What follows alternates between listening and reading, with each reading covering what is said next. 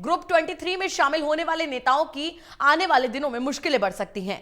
हरियाणा प्रदेश कांग्रेस अध्यक्ष कुमारी सैलजा ने बताया कि ग्रुप 23 में शामिल होने वाले नेताओं पर पार्टी आलाकमान संज्ञान ले रही है और हरियाणा प्रभारी विवेक बंसल ने भी इस पर संज्ञान लेते हुए टिप्पणी की है। प्रदेश कांग्रेस अध्यक्ष कुमारी सैलजा से खास बातचीत की मेरे सहयोगी अनिल कुमार ने।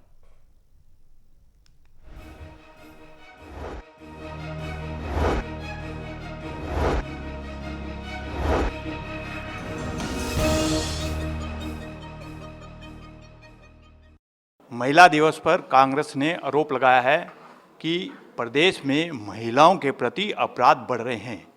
कांग्रेस किस आधार पर आरोप लगा रही है, इस मेरे साथ हैं हरियाणा प्रदेश कांग्रेस अध्यक्षा कुमारी सैलजा, इनसे जानते हैं जी। जहां एक और मैं आपके माध्यम से अपने सभी दर्शकों को आज अंतर्राष्ट्रीय महिला दिवस पर बधाई देना चाहूँगी। ऐसा दिन है जब हम सभी को, महिला पुरुष सबको एक होकर अपने प्रदेश की महिलाओं को आगे बढ़ाने का प्रण लेना चाहिए। वहीं सरकार को अपनी जिम्मेवारी निभानी चाहिए। लेकिन दुख की बात यह है कि हमारे राज्य में महिलाओं के खिलाफ अपराध बढ़ते चले जा रहे हैं और ये जो NCRB है उसकी रिपोर्ट बताती हैं 2019 के बाद इन्होंने रिपोर्ट भी नहीं निकाली है। लेकिन इन रिपोर्ट्स के मुताबिक रोज़ाना महिलाओं के खिलाफ 40 अपराध होते हैं। तो ये क्यों हो रहा है? कारण ये है कि महिलाएं असुरक्षित हैं, अपने आप को असुरक्षित महसूस करती हैं इस राज्य में, और महिलाओं की सुरक्षा की जिम्मेवारी समाज के साथ साथ सबसे बड़ी सरकार की इसलिए हो जाती है क्योंकि ये सरकार पर निर्भर है कि वो कैसा वातावरण हमारे यहाँ पर समाज को दे रहे हैं, महिलाओं को दे रहे हैं। जहाँ एक और बेटी बचाओ बेटी पढ़ाओ जैसे नारे देते हैं, दूसरी ओर असलियत NCRB रिकॉर्ड्स बताता है कि क्राइम कैसे बढ़ता जा रहा है। मैडम, एक आपने केंद्रीय वित्त मंत्री निर्मला सीतारमण का जिक्र करते हुए 75% युवाओं को रोजगार देने के मामले में सवाल उठाए हैं। क्या कारण है आपने सवाल उठाए हैं? अब देख लीजिए कि सवाल हमारे से पहले तो खुद इनके वित्त मंत्री ने उठा दिया। ये बड़े, जैसे इनकी आदत है भारतीय जनता पार्टी की सरकार की, जुमले पर जुमला फेंकते हैं हमारे लोगों के बीच में। और ये नया जुमला है 75% आरक्षण का युवाओं के लिए। अगर इसका फाइन प्रिंट आप पढ़ेंगे तो आप देख लेंगे कि यहाँ के युवाओं को पहले की तरह कुछ भी नहीं मिलना।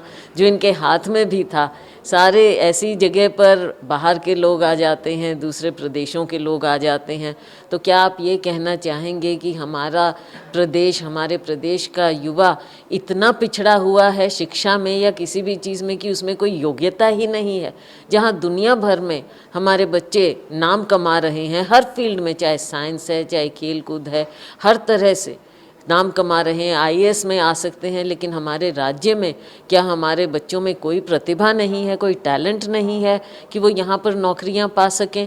और लेकिन आपने इसमें का फाइन प्रिंट, जैसा मैंने कहा, आप देखें कि किस तरह के लोग यहाँ पर, किनको आरक्षण मिलेगा और किनको नहीं मिलेगा, वो भी देखने वाला है। 50,000 से ज़्यादा की नौकरी वाले को शायद आरक्षण इसमें नहीं देने की बात है।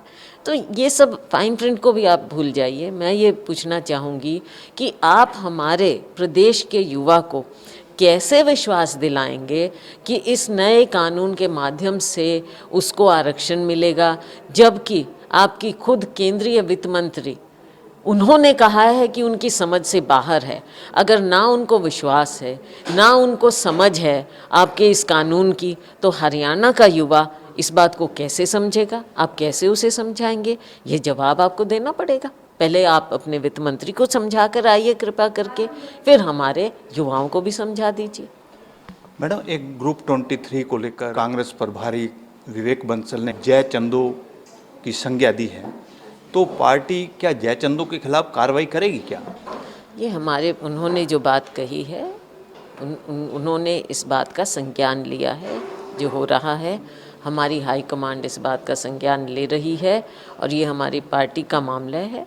जो जहाँ कार्रवाई उचित होती है हमारी पार्टी करती है और करेगी। मैडम, किसानों और कृषि कानूनों को लेकर बजट सत्र में क्या आपने विधायकों को कोई निर्देश दिए हैं क्या? देखिए, कांग्रेस पार्टी की स्थिति एकदम स्पष्ट है, पहले दिन से स्पष्ट है और ये मैंने बार बार कहा है। हमारी पार्टी की स्थिति हमारे नेता राहुल गांधी जी ने पहले दिन कह दी थी कि हम किसान मजदूर के साथ खड़े हैं। तीनों कृषि कानून काले कानून हैं, हमारे अन्नदाता के खिलाफ हैं।